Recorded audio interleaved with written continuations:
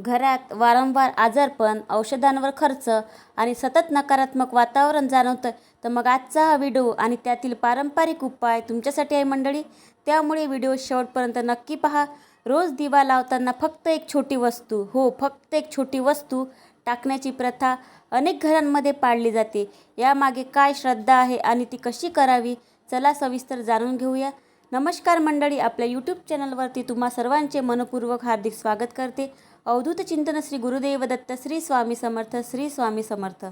आपल्या हिंदू संस्कृतीमध्ये रोज संध्याकाळ व सकाळ देवघरात व तुळशी मातेजवळ दिवा लावण्याची खूप जुनी परंपरा आहे. दिवा लावण्याने घरातील नकारात्मकता कमी होऊन सकारात्मक ऊर्जा निर्माण होते व दिव्याच्या प्रकाशाने तेजोमय असे वातावरण तयार होते. पण रोज जर दिव्यात एक खास वस्तू टाकली तर तुमच्या घरातील आजारपण थोडेसुद्धा राहणार नाही. म्हणूनच मंडळी, दिवा लावताना पैसा खेचून आणणारी ही एक खास वस्तू दिव्यात नक्की टाका, ज्यामुळे तुमच्या घरात सुख समृद्धी येईल व सकारात्मकतासुद्धा येईल.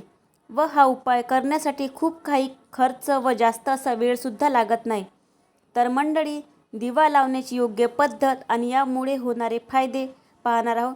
तर आपल्या भारतीय संस्कृतीमध्ये दिव्याला सात्विक प्रकाशाचा स्रोत मानले गेले आहे. अंधारातून प्रकाशाकडे जाण्याचा मार्ग म्हणजे दिवा.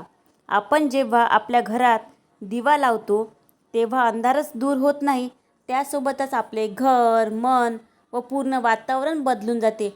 व आपल्या स्कंदपुराणामध्ये सुद्धा खूप चांगला श्लोक आहे, यत्र दीप सदा ज्योती तत्र लक्ष्मी निवासिनी. म्हणजे याचा अर्थ असा येतो की ज्या घरात नियमित दिवा प्रज्वलित केला जातो त्या घरात सदा माता लक्ष्मीचा निवास असतो. तर आपल्या व्हिडिओचा मुख्य मुद्दा म्हणजे दिव्यामध्ये कोणती वस्तू टाकावी. तर मंडळी, दिवा लावताना त्यामध्ये फक्त 2 लवंग टाका. सायंकाळच्या वेळी दिवा लावताना 2 लवंग टाका. व आता प्रश्न पडला असेल, दिवा तुपाचा लावावा की तेलाचा व लवंग कसे टाकावे, मग त्या जळलेल्या लवंगाचे काय करावे. तर मंडळी, लवंग हा फक्त मसाल्याचाच पदार्थ नाही, तर घरातील नकारात्मकता दूर करणारी व तंत्रमंत्रशास्त्र व अध्यात्मात उच्च प्रतीचे वापरले जाणारी वस्तू आहे. तर दिव्यामध्ये लवंग अर्पण करण्याची खूप जुनी परंपरा आहे व याचा उल्लेख गरुड पुराणामध्ये सुद्धा आलेला आहे. लोक श्रद्धेनुसार लवंग शुभ मानली जाते आणि तिचा सुगंध प्रसन्न वातावरण तयार करतात. अनेक जण हा घरातील उपाय हा सुख, शांती आणि समृद्धीसाठी श्रद्धेने करतात व याने घरातील आजारपण दूर होऊन प्रसन्नतेचे वातावरण निर्माण होईल.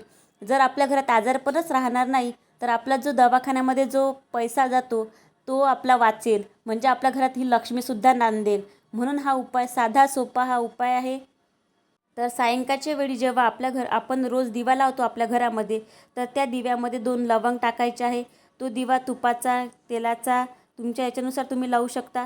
पण तुम्ही तुमच्या पूजेमध्ये तुपाचा दिवा लावला तर सण, उपवास, पौर्णिमा, एकादशी, गुरुवार, महापूजा, जप, ध्यान यावेळी गाईच्या तुपाचा दिवा लावू शकता. याने घरात सुख, शांती, समृद्धी, सकारात्मक ऊर्जा वाढण्यास मदत होते. व तेलाचा दिवा हा शनिवार, अमावस्या व कृष्ण पक्षात तिळाचा तेलाचा दिवा लावल्याने पितरांचे आशीर्वाद मिळतात व तेलाच्या दिव्याने नकारात्मक ऊर्जा, दोष दूर होते.